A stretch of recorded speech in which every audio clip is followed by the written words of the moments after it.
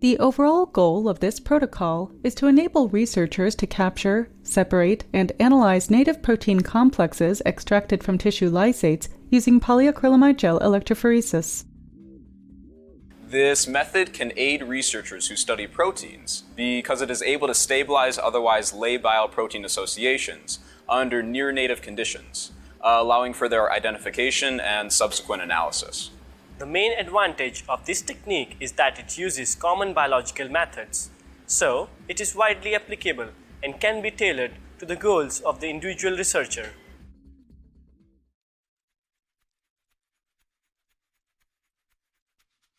To begin this procedure, prepare for blue native polyacrylamide gel electrophoresis as described in the text protocol.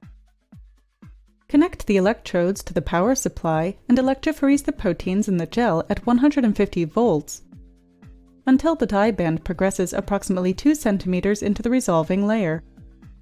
At this point, stop and disconnect the power supply.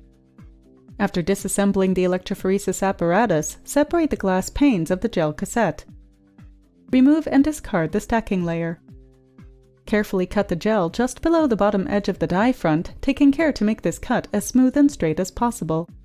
Then, discard the unused piece of gel. Trim away any unused portions along the edges of the gel strip. Carefully place the strip into 10 ml of phosphate-buffered saline in a small container and gently mix by nutation for 30 minutes to equilibrate. After equilibration, discard and replace the PBS with another 10 ml. Pipette 500 microliters of 25 millimolar DSP dissolved in dimethyl sulfoxide into the PBS and continue mixing as before for 30 minutes.